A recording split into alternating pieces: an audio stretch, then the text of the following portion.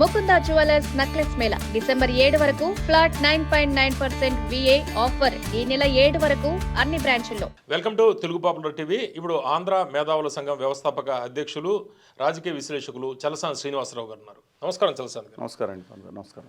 చలసాని గారు, ఇప్పుడు ఇండిగో సంక్షోభం మనం చూస్తాం.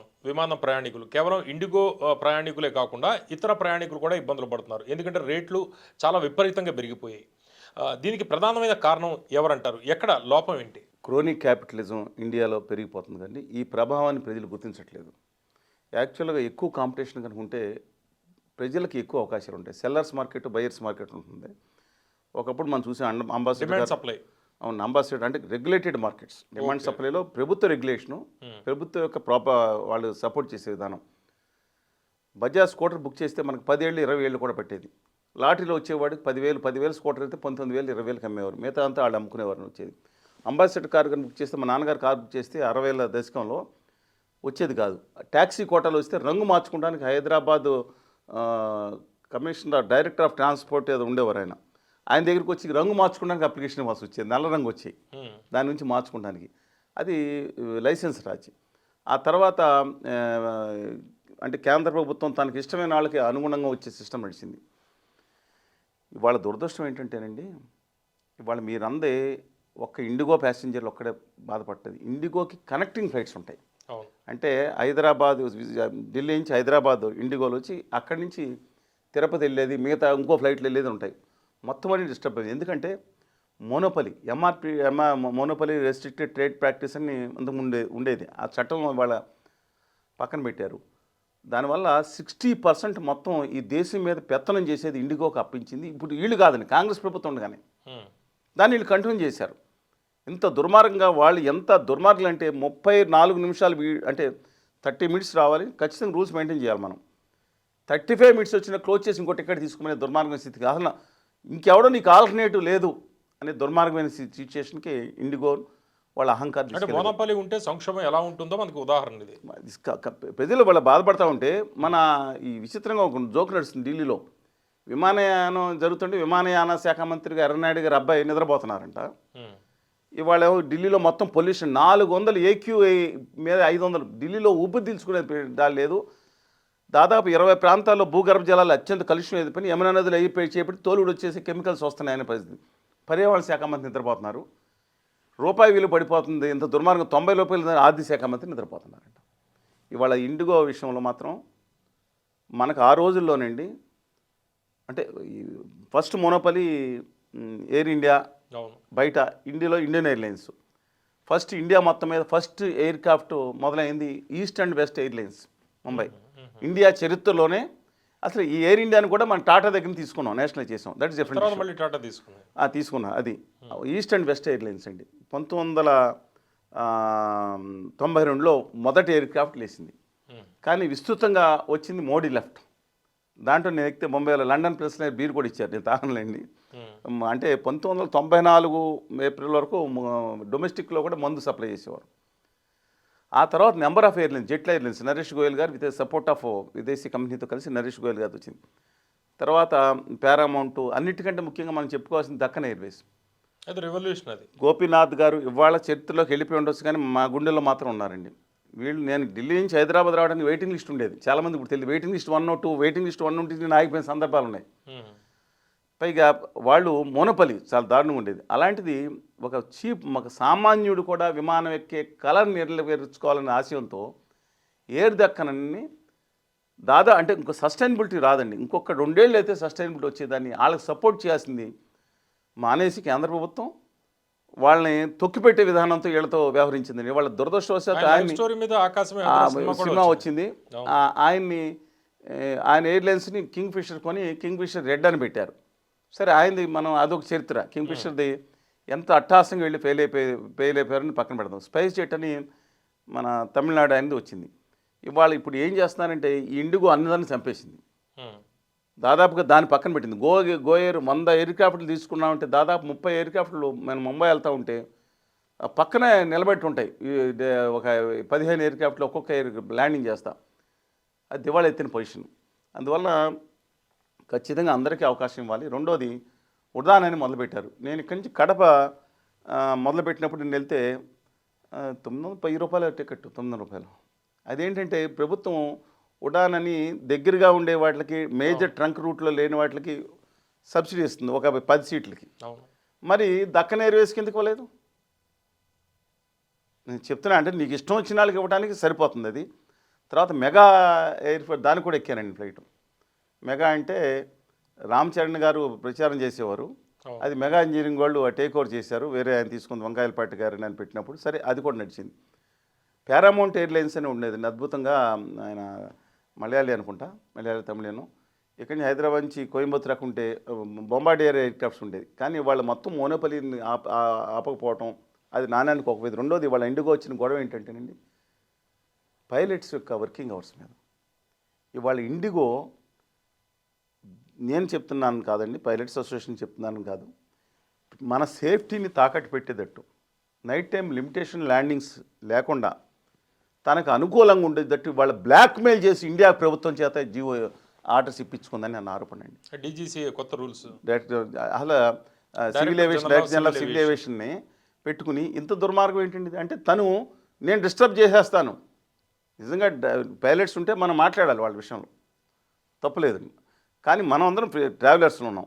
మనం ఎంత ఇబ్బంది. ఇవాళ తిరుపతి నుంచి ఢిల్లీకి 55,000 70,000 ఏందండి ఇది? చూసారా ఎయిర్ ఇండియా అంత? ఎయిర్ ఇండియా ఏం చేస్తున్నాడు? అది టెలిస్కోపింగ్ సిస్టమ్ ప్రకారం అది వెళ్తూ ఉంటుందండి. ఒక టికెట్కి ఎక్కువ తీసుకోవచ్చు. కానీ దయచేసి అందరినీ ప్రోత్సహించమని చెప్పి కోరుతా ఉన్నాను. అంటే ఈ సంక్షోభం కావాలనే చేస్తున్నారు, కావాలని ఇవాళ ఎక్కువ మంది అభిప్రాయాలు, ఎయిర్ ట్రావెల్స్ అభిప్రాయం ఇవాళ ఇండిగో కావాలని బ్లాక్మెయిల్ చేస్తుంది కేంద్ర ప్రభుత్వాన్ని. చూసుకో, నేను కావాలని ఇండియాని క్రంబుల్ చేయగల కెపాసిటీ నాకు ఉందని. ఇదే నేను చెప్తున్నాను. వాళ్ళ ఆదాని విషయంలో, క్రోనీ క్యాపిటలిజంలో దేశాన్ని వాళ్ళ గంది మల్లికార్జునరావు గారిది, మధుసూదన్ రావు గారిది ఒక మిగతా ఇంకా చెప్పాలంటే నేను మీకు మన రాయలసీమలకు మన అనేక కంపెనీలది నా పోర్ట్లో నా ఇష్టం చేస్తా, నీకు కోల్ లింకేజ్ కూడా దొబ్బుకొని నాకు అమ్ముకోని పరిస్థితికి వాళ్ళ ఆదాయం తీసుకొచ్చి దేశం అంతా క్రమ్లు అయిపోతుంది. ఈ చిన్న టిప్ ఆఫ్ ద ఐస్బర్గ్ అండి ఇండిగో. దీనికి 100 రెట్లు ఎక్కువ, 1000 రెట్లు ఎక్కువ దుర్మార్గం క్రోనీ క్యాపిటల్స్ ఆదాని గారు అంటే కంపెనీ ద్వారా. ఈ విమానయానంలో ఉన్న సంక్షోభం ఇప్పుడు ఇండిగో ద్వారా ఎలా వచ్చిందో అలా వివిధ రంగాల్లో కూడా మొత్తం పోర్ట్లన్నీ ఆయనయే, విమానాశ్రయాలన్నీ ఆయనే. రేపొద్దున ఏమవుతుందండి అసలు? క్రోనీ అంటే మీరు మన చిన్నదానికి ఇలా అంటున్నాము, మొత్తం దేశం అంతా ఒక క్రోనీ క్యాపిటలిస్టు వాళ్ళిద్దరు అనుసరులు దేశాన్ని పాలిస్తుంటే ఏమైపోద్దండి? ఇవాళ దేశాన్ని శాసిస్తున్న ఏకఛత్రాధిపత్యం చేస్తా అంటే పదవి లేకపోయినా the supreme commander of India అంటే ఆయన. మీకు కొంతమంది చెప్పినట్టు పదవి అతిగా అనిపించవచ్చు, కానీ ఇవాళ అది లేకపోతే ఏముందండి? ఇవాళ ఆంధ్రప్రదేశ్ ముఖ్యమంత్రి తల ఉంచుకుని కాళ్ళకి నమస్కారం పెట్టాల్సిన పరిస్థితి, తప్పని పరిస్థితి. తెలంగాణ ముఖ్యమంత్రి కూడా దమ్ముండి రేవంత్ రెడ్డి గారు 500 పంపుడు స్టోరేజ్ నేను క్యాన్సిల్ చేస్తాను 5,000 దానికని చెప్పి ఆదాని గారు క్యాన్సిల్ చేసినా మళ్ళీ సైలెంట్ అయిపోయారు. అంటే ఇప్పుడు మీరు చెబుతుంది ఇప్పుడు ఇండిగో సంక్షోభం విమానయానంలో ఎలా వచ్చిందో వివిధ రంగాల్లో కూడా వచ్చే అవకాశం ఉంది. క్రోనీ క్యాపిటలిజం వల్ల ఏ పారిశ్రామికవేత్తల వల్ల వచ్చే అవకాశం ఉంది? అంటే నేను గుమా వ్యాపారులు అంటాను, గుజరాతీ మారోడులు మీరు అనొచ్చు. ఎంత ఇబ్బంది అంటే వాళ్ళు అదాని అంబానీ వీళ్ళని దృష్టిలో పెట్టి. పాపం అంబానీ అండి, నేను ఒకటి చెప్తాను, ఐఎమ్ నాట్ ఏం సింపతీసాను. అంబానీకి మీకు తెలిసి మీరున్నారు 20 ఏళ్ళ 25 ఏళ్ళ నుంచి ఉన్నారు. ఒక 100 సంఘటనలు ఏదో ఒక సంఘటన ఆరోపణ, 99 సంఘటన ఏ రోజున అవతల వాళ్ళ పీక మీద కత్తి పెట్టి ఎప్పుడన్నా కాజేసాడని ఉందా? ప్రభుత్వం లూప్ హోల్స్ని వాడుకున్నాడని అంటారు దిరుబాయిని గారు. ఇదేమండి క్రోనీగా పేపర్ మీద కత్తి పెట్టి జీవి కృష్ణారెడ్డి గారు ముంబై ఇంటర్నేషనల్ ఎయిర్పోర్ట్ ఏంటంటే ఎయిర్పోర్ట్ ఛార్జీలు ఏంటి? ఇవాళ ప్రతి ఒక్కరు దయచేసి ఇది ఒక్కటి గమనించండి. ఎస్, నాకేం కృష్ణారెడ్డి గారు బంధువు కాదు, లేకపోతే దాంట్లో వాటా ఉన్న రాజా గద్వాల్ రాజా మహబూబ్నగర్ జిల్లా రాజా ఇద్దరికి వాటా ఉందండి. ఆయన కొడుకు సోంభూపాల్ గారికి ముంబై ఇంటర్నేషనల్ ఎయిర్పోర్ట్, నవీ ముంబై ఇంటర్నేషనల్ ఎయిర్పోర్ట్లో ఎంత దుర్మార్గం అయిందో. ముంబై ఇంటర్నేషనల్ ఎయిర్పోర్ట్లో పావలా బేడకు కొనుక్కుని దాంట్లో ఎయిర్ ఇండియా క్వార్టర్స్, మీరు హైదరాబాద్ వెళ్ళి చూడండి, బాగంపేటలో ఎయిర్ ఇండియా ఉంటుంది, ఆ క్వార్టర్స్ ఉంటాయి దానికి అనుబంధంగా. అవన్నీ మాయైన తర్వాత 50,000 కోట్ల రూపాయలు సబ్జెక్టు కరెక్షన్ 70,000 కోట్లు ఇవాళ అంటే ఎయిర్పోర్ట్ అమ్మేశారు కదా. ఎయిర్పోర్ట్ అమ్ముడు ఎయిర్ ఇండియా క్వార్టర్స్ అన్నీ ఉంటాయి కదండి, అది టాటా వాళ్ళు కొనుక్కున్న తర్వాత ఇది సంబంధం లేదు వాళ్ళకి అప్పచెప్పేమన్నారంట. మొత్తం సరే 70,000 కోట్ల అని పక్కన పెట్టింది. అర్ధరాత్రి తెలియకుండా వాటి కాజేసే ప్రయత్నాలు. అసలు ఏం జరుగుతుందండి ఇండియాలో? 33 ఏళ్ళు అని చెప్పి ఏది టెండర్లు తీసుకుని లక్నో ఎయిర్పోర్ట్ నుంచి త్రివేంద్రం ఎయిర్పోర్ట్ మొత్తం అంతా ఆదాని గారు. పోర్ట్లన్నీ ఆయనయే. పేకల మీదుగా మాకు డివిఎస్ రాజు గారు నాకు మళ్ళీ బంధువుగా తెలుగు బిడ్డ. ఇవాళ నవీ ముంబై ఇంటర్నేషనల్ ఎయిర్పోర్ట్లో హైయెస్ట్ ట్రాఫిక్ ఉన్నదండి. ఎక్స్టెన్షన్కి అవకాశం లేదు. నవీ ముంబై ఇంటర్నేషనల్ ఎయిర్పోర్ట్ కూడా జేవి కృష్ణారెడ్డి గారు జీవికే దానికి సంబంధించింది అది. దాంట్లో షేర్ తీసుకుని ఇవాళ 4 రోజుల క్రితం ఆయన మోడీ గారు మా అదానీ గారు ఎయిర్ క్రాఫ్ట్ అని ఒక ప్రధానమంత్రి దాన్ని పెట్టుకుంటాడా ప్రైవేట్ దాన్ని మోసం చేసుకున్నారు. ఇవాళ అక్కడ 2 టెర్మినల్స్ వస్తాయి పనివేలు వాళ్ళు కాజేశారు. అంటే ఇప్పుడు వివిధ కంపెనీలు ఉన్నాయి ఇండిగో లాగానే, దీని షేర్ ఎక్కువగా ఉందా ఓవరాల్గా? 60% దుబాయ్ థర్డ్కి రీచ్ అయిందండి ఒకసారి. ఇవాళ నవ్ లాస్ట్ ఏది ఎయిర్ ఇండియా కొంచెం రివైవ్ అవడానికి ప్రయత్నిస్తుంది. స్పైస్ జెట్ కూడా దేర్ క్రంబలింగ్ నెంబర్ ఆఫ్ ఇష్యూస్. దీనికి వీళ్ళు ప్యాంపర్ చేశారు. ఉత్తరాది బ్యాచ్ అనుకోండి, నేను ఎవరైనా అనుకోండి, వీళ్ళు ప్యాంపర్ చేశారు. ప్యాంపర్ చేయడం వల్ల వీళ్ళకి వచ్చిన తిప్పలు. ఇప్పుడు కన్నా గ్రహించుకుని ఇలాంటి ఒక దుర్మార్గమైన కింగ్ ఫిషర్ కావచ్చు, లేకపోతే జెట్ ఎయిర్వేస్ కావచ్చు, డెక్కన్ ఏవియేషన్ దుర్మార్గం చేసండి ఇవన్నీ తెరమెరుగు అవడానికి, ఇవన్నీ మూతపడడానికి ఒక కంపెనీ అంటారా? ఇదంతా డెఫినెట్గా కేంద్రం యొక్క క్రోనిక్ క్యాపిటలిజం లేదా కొంతమందికి ప్యాంపరింగ్ విధానాల వల్ల ఇబ్బంది జరిగింది. నేను వాళ్ళ మనందరికీ ఆయన పారిపోయాడు అనుకున్నాం. ఎస్, నాకు కూడా అనుకున్నాం. ఆయన పేపర్ మా ద్రవిడ బిడ్డ భూమిపుత్రుడు.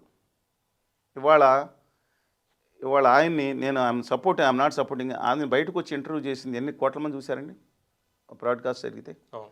ఇవాళ నా డబ్బులు ఇది కట్టుకున్నారు, నేనేం చేశాను అని అడుగుతున్నాడు. యూట్యూబర్కి ఇచ్చాడు ఇంటర్వ్యూ.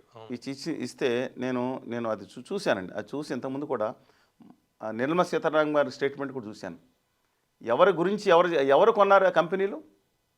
డిఆర్జీఓ కొందా? నా భూమిపుత్రుడన్న విఠల మాల్యా గారు పెట్టింది, లేకపోతే ఇంకొకళ్ళు పెట్టింది. ఇవాళ ఎవరు కొన్నారు? డిఆర్జీఓ అమెరికా కంపెనీకి ఇంకా షేర్ ఉంటే ఉత్తరాది బ్యాచ్కి ఇచ్చారా? ఏంటండి నాకు అర్థం కాదు. సరే, కమింగ్ బ్యాక్ టు నేను ఇంకోటి కూడా చెప్తాను. మెద్రాస్ అల్యూమినియం కంపెనీ, నేను ఒక్కొక్కటి స్టెరిలైట్ ఇండస్ట్రీస్ ఎంత దారుణం జరుగుతుంది. మోనోపల్లి పెట్టుకునే వాళ్ళు తమిళనాడులో కోర్టు జడ్జిమెంట్ ఇచ్చింది. ఇంతమంది చనిపోవడానికి ఈ కంపెనీ కారణం అంటే కిక్కురు మనకుండా. నేను చాలా బాధగా ఉంది. నేను మైన్యూట్ ఇష్యూకి వెళ్తాను హైదరాబాద్లో మారవాడి, అంటే మీరు దానికి లింక్ పెట్టాను అనుకోవద్దండి. ఇష్యూ జరుగుతుంది పాపం. అప్పుడు ప్రత్యేక తెలంగాణ ఉద్యమం జరిగినప్పుడు భావోద్వేగానికి గురి తప్పే చేసిందనుకోండి, రాజగోపాల్ గారి మీద, జయప్రకాష్ నారాయణ గారి మీద చేయి చేసుకున్నారు. వాళ్ళు నోరు మూసుకుని వెళ్ళిపోయారు. ఇది అన్యాయం అని నోరు మూసుకుని వెళ్ళిపోయారు. అదే మారవాడీల విషయంలో ఇద్దరు గొడవ ఇస్తే తన్నారు. నా తెలుగు బిడ్డలని, తెలంగాణ ఎందుకంటే నా తెలుగు బిడ్డలు తన్నారు, బలహీనకాలు ఎవరైనా. మళ్ళీ ఏంటి ఇది అన్యాయం, మళ్ళీ వచ్చి తన్నారు.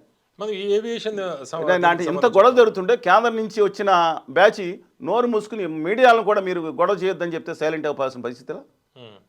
దీని ఏమంటారు నేను అనేది చిన్న విషయం, రెండింటికి సంబంధం అంటలేదు. ఇవాళ ఆంధ్రప్రదేశ్లో కూడా పవర్ ప్రాజెక్టులతో సహా నేను రేపొద్దున జరగబోయేది మీకు చెప్తున్నాను. దానికి లింక్ ఉందనే చెప్తున్నాను.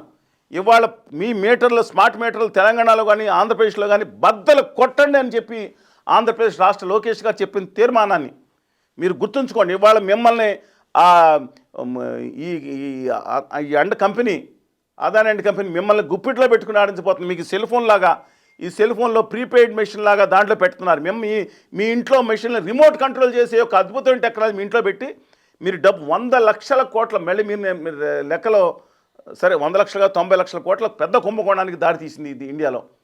ఈ క్యాపిటలిజం మీకు మోనోపల్లి, మీకు ఇవాళ మన Andhra Pradesh electricity company, Telangana state electricity company వాళ్ళు మన ప్రజల కంపెనీలు అండి. వాళ్ళు కరెంటు బిల్లు కట్టిన తర్వాత మీకు బిల్లు ఇస్తారు. ఇల్లు ఇచ్చిన తర్వాత 10 రోజులు టైం ఇస్తారు. ఇప్పుడు అది కాదు, వీళ్ళందరికీ అంటే మన డబ్బులు ప్రభుత్వ కంపెనీ దగ్గర ఉన్నాయి, రెండు ఒకటే కదండి. ఇప్పుడు వీళ్ళు తీసుకునే నిమిత్తమే మీకు ప్రీపెయిడ్ మీటర్లు పెట్టి మీరు ఆ లక్షల కోట్ల రూపాయలు వాళ్ళు కట్టాలన్నమాట. దేశంలో కట్టితే వాడు ఇది ఛార్జింగ్ అయిపోతే రాత్రి అయిపోద్ది. ఆల్రెడీ ప్రవేశపెట్టారు. గమనించండి. ఎందుకు చెప్తాను, మైన్యూట్ లెవెల్ నుంచి పై లెవెల్ వరకు చెప్తున్నా. ఇప్పుడే జాగ్రత్త. ఇప్పుడు మాకేంటి సంబంధం అంటారు. మీ సంబంధం ఇప్పుడు ఇండిగో మీ ఫ్లైట్ ఎక్కపోవచ్చు చాలామంది. మీకు నెత్తి మీదకి వచ్చే సమస్యలు ఇది క్యాపిటలిజం వల్ల, ఇది మన జీవితాలుగా ప్రమాదం వచ్చే సంగతి. ఎంత భారం పడుతుంది? ఇదివరకు రేట్లు ఎలా ఉండేవి, ఇప్పుడు రేట్లు ఏ విధంగా పెంచేశారు దీనివల్ల? ఇండిగో వల్ల అండి. అంటే ఇండిగో కూడా టెలిస్కోపింగ్ సిస్టము, యాక్సిస్ ఫేర్స్ అని కొన్ని ఉంటాయండి. కొన్ని టికెట్ల వరకు ఇక్కడ ఢిల్లీ అనుకోండి, మీకు ఆశ్చర్యకరంగా ఒకసారి 3,000 రూపాయలకు దొరుకుతుంది, 4,000 రూపాయలు. ఈ విజయవాడ నుంచి అనుకోండి 7,000 రూపాయలు ఉంది. కనెక్టివిటీ లేదు. విజయవాడ నుంచి కానీ విశాఖపట్నం నుంచి కానీ డైరెక్ట్ కనెక్టివిటీ, ముంబై కనెక్టివిటీ తాడు తెగిపోయింది వేయటానికి. అందువలన ఈ నేపథ్యంలో ఇవాళ ఈ కొంచెం అతలాకుతం అయిన పరిస్థితులు. ఎందుకంటే ఇప్పుడు ఢిల్లీలో మీ క్లైమేట్ వల్ల ఆగిపోతుంది. That is different issue. Flights ఖాళీగా ఉంటాయి, రేట్లు పెరగట్లేదు. కానీ ఈ విషయం వల్ల 10 టైమ్స్ అంటే 4,000 times. 20 ఇప్పుడు 3,000 30,000 రూపాయల టికెట్, 35,000 రూపాయల టికెట్. అంటే రేర్ ఇన్సిడెన్స్లో తుఫాను వచ్చినప్పుడు గట్లు దిగిపోయినప్పుడు రాజమండ్రి నుంచి హైదరాబాద్ ఫ్లైట్ 14,000 కూడా పెట్టిన రోజులు ఉన్నాయండి. అది వేరు, న్యాచురల్ కలామిటీస్. కానీ ఇది మాత్రం దీన్ని తిరిగి కవర్ చేసుకునే సిస్టమ్స్ మాత్రం వెళ్ళటం మాత్రం దుర్మార్గం. ఇది ఖచ్చితంగా ఢిల్లీ నుంచి న్యూయార్క్ వెళ్ళిపోవచ్చు ఆ రేట్ తోటి. హైదరాబాద్ నుంచి అమెరికా వెళ్ళి రావచ్చే టికెట్ 80,000 రూపాయలండి. ఇప్పుడు ఈరోజు మీరు తిరుపతి నుంచి ఢిల్లీ వెళ్ళి వచ్చే టికెట్కి 1,10,000. మధ్యలో 1 స్టాప్ ఉంటుంది, దానికి కూడా 1 స్టాప్. రెగ్యులేషన్ ఏమి ఉండదా దీనికి? లేదండి, మినిమం లేదండి అసలు లేదు. ఎందుకంటే ఇంతకుముందు ఉండేది ప్రభుత్వ కంట్రోల్ ఉండేది. ఎప్పుడైతే యాక్సెస్ చేసుకోవచ్చు వాళ్ళు అంటే మొదటి టికెట్లు అంటే ఉదాహరణకు ఉంది అంటే ట్రంక్ రూట్స్కి మినిమం ఫేర్ ఏదవుతుందో, అంటే ఇప్పుడు ఇక్కడ నుంచి 280 సీట్లు ఉన్నాయనుకోండి, వైట్ బాడీడ్ ఎయిర్ క్రాఫ్ట్లో ఉందనుకోండి, ఉంటే దాంట్లో 40 సీట్ల వరకు మీకు 3,400 పెడతారు. తర్వాత దానికి టెలిస్కోప్, తర్వాత దానికి మన ఎలక్ట్రిసిటీ అంటే మనకి ఇంట్లో కరెంట్ బిల్లు వస్తుంది కదండి. కరెంట్ బిల్ వచ్చినప్పుడు స్లాబ్ ప్రకారం మీతో 1 నుంచి 100 యూనిట్లు ఫ్రీ ఇస్తారు కొంతమందికి. 200 యూనిట్లు దాటిన తర్వాత 4.5, 300 యూనిట్లకి 6.5, తర్వాత 8.5. మీరు 300 యూనిట్లు వాడితే ఇక ఫస్ట్ నుంచి 100కి మొత్తం అంతా 8.5 వేసేస్తారు. ఇది కొత్త సిస్టమ్ తీసుకొచ్చారు తెలివిగా, అది అడాప్ట్ చేస్తున్నారు. ఇవాళ కూడా ఇదే సిస్టమ్ నడుస్తుంది. ఇది మతలబు క్యాపిటలిస్ట్ మతలబు వ్యవస్థ అండి. మనం కంట్రోల్ చేయడం అనేది ప్రభుత్వం తప్పుకుంటుంది. ఇవాళ ఎయిర్లైన్స్ అమ్మేసింది. కానీ ఒక విధానం ఏంటంటే నేను చెప్పింది, ఇండియన్ ఎయిర్లైన్స్ ఉండగా చాలాసార్లు అదుపులో ఉండే రేట్లు. ఒక ప్రభుత్వం మీకు అందరికీ బిఎస్ఎన్ఎల్ సెల్ ఫోన్ వాడితే కనుక గమనించండి, హానెస్ట్ బిల్డింగ్ అనేది అడ్వర్టైజ్మెంట్ ఉంది. అది ప్రభుత్వ సంస్థకి ప్రైవేట్కి తేడా ఉంటుంది కదా. ప్రభుత్వ సంస్థ వాళ్ళు బిఎస్ఎన్ఎల్ గ్రామాల్లోనూ వాళ్ళు ఎప్పుడైతే కమర్షియల్గా ఆపరేషన్ లేని సైట్లు కూడా వాళ్ళు చేస్తున్నారు. మనం కాపాడుకోవాలి. ఇది మనం కాపాడకుండా సిగ్నల్ రావట్లేదంటే వాళ్ళు ఆపేశారు 4Gకి. వీళ్ళే కదండి, ఇండిగో తాతో ఇండిగో తమ్ముడో మారవాడి వ్యాపారి. మీరు ఫోన్ ఏం వాడుతున్నారో నాకు తెలియదు. ఫోన్ అంటే మీరు సెల్లు, మీరు ఓడా ఐడియా కూడా మారవాడి గారిది, మీరు ఎయిర్టెల్ మిత్తల్ గారిది కూడా మారవాడి గుజరాతీలదే, జియో కూడా మారవాడి గుజరాతీలదే. ఇక చంపేశారు. ఇవాళ ఎయిర్ క్రాఫ్ట్ విషయంలో కూడా అదే నడుస్తుంది, రేపొద్దున ఎలక్ట్రిసిటీ విషయంలో కూడా అదే నడుస్తుంది. అంటే వాళ్ళ దుర్మార్గులు అందులో మంచిగా ఉంటారు. జీడి బిర్లా, ఘనశ్యామ్ బిర్లా గారు మనకి స్వతంత్ర ఉద్యమానికి కూడా సపోర్ట్ చేశారు. రామ్నాథ్ గోయింకా గారు, హౌ కెన్ ఫర్గెట్ అండి, ఫాట్ అగెన్స్ట్ ఇండియన్ ఎక్స్ప్రెస్ పెట్టుకుని ఎమర్జెన్సీస్కి వ్యతిరేకంగా ఆయన వస్తే నల్ల మీకు గుర్తుండే ఉంటుంది. మేము ఖచ్చితంగా ఉంటాం. పత్రికలో మొత్తం నల్లది పెట్టి ప్రింట్ చేశాడు మొదటి రోజు నిరసనగా. లేకపోతే అద్భుతమైన తిట్లు బూతులు ఏమీ లేవు. సరే, మనం కనుక ఇప్పుడు జాగ్రత్త పడిపోతే ఇది ఒక టిప్ ఆఫ్ ద ఐస్బర్గ్ అండి. రేపొద్దున మీ ఇంటికి కూడా దుర్మార్గం వస్తుంది. మోనోపలిని రెస్ట్రిక్ట్ చేసి గుమా వ్యాపారంలో ఈ కేంద్రంలో ఉన్న క్రోనిక్ క్యాపిటలిజాన్ని రెస్ట్రిక్ట్ చేయకపోతే, ఇప్పుడు ఆంధ్రప్రదేశ్లో కూడా జరిగిన సిటీసీఐఓ ఇవన్నీ చూసాం కదండి. ఇవన్నీ మన ఇంటికి వరకు ఈ ప్రమాదం వస్తుందని చెప్పి గమనించండి.